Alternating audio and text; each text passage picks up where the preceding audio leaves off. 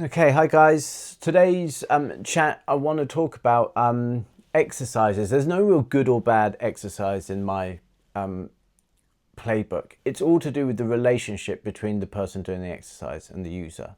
And it's more on their part as to how good their core is, their foundation, their range of motion, their strength. Are they working within their capacity? What's their technique like? Which is going to dictate how the exercise is going to fare for them, right? So on paper, we shouldn't be demonizing exercises. For example, back in the day, but when I started lifting, I was lucky we had a gym at school, so I started quite early on. But when I was allowed into the gyms, I think I was using the David Lloyd when I was about 16. And that was in like mid-90s. Back then, the lat pull down was done behind the neck. It wasn't at the front like you see it now. So back then, the machines were set up differently to allow for it to go behind the neck. The write-ups and the instructions on the machines on how to do it was all done behind the neck.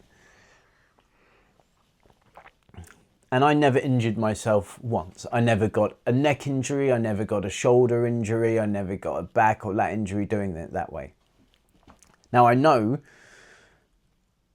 these days, we do them at the front for a couple of reasons. One, because a lot of people these days, general public, don't have great shoulder external rotation and, are probably riddled with imbalances. But it doesn't mean that the other way was bad. There's also the case actually with the lat pull down. You can probably get a bit better lat function now, changing the grip, turning the wrists in a bit and pulling it down to the front. But that being said, I still had great lats when I was kind of 16 to 20 years old using that method anyway, behind the neck. And I loved the behind the neck press, phenomenal exercise. Do I give that to all my clients? Do I want to push them to do it? No, but if their range of motion allows them to do it, we can put that in the arsenal. Some people come into the gym, they've got such bad posture in regards to like a really bad sway back sometimes, really poor core function, external rotation so bad that they probably shouldn't even be doing overhead presses. Like the shoulder can't really extend up properly. Some people can't even put a barbell on their back because of that. And so do we try and cram and push a square peg into a round hole?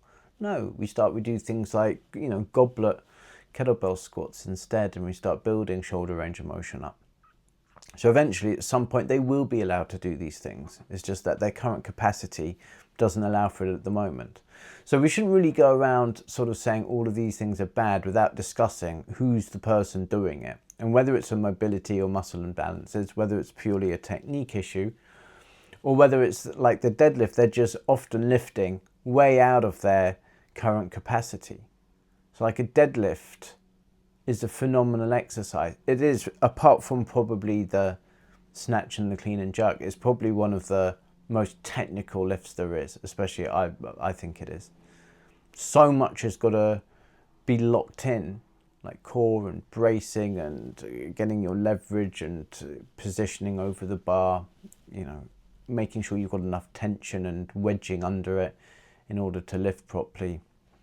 So again, doesn't make it a bad exercise. If some people injure their backs because they're lifting, again, as I said, with muscle imbalances, poor technique, and trying to lift one rep maxes way out of their current capacity, then they're going to get injured. It's not the exercise's fault.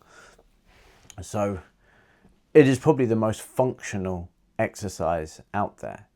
Like if you think about lifting things up off the floor, if you have to go and lift a laundry basket or a chest of drawers or a filing cabinet or a TV at a mate's house or something, then you don't lift it like using the hex bar at the side, like you're holding shopping bags. You lift it in front of the legs, in front of the feet.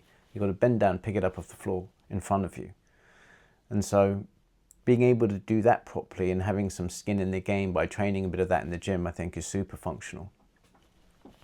So anyway, that's probably all I wanted to say on this topic today. There isn't a bad exercise. Seeing loads of people demonize lots of different exercise, you shouldn't be doing this in the gym, you shouldn't be doing that, without actually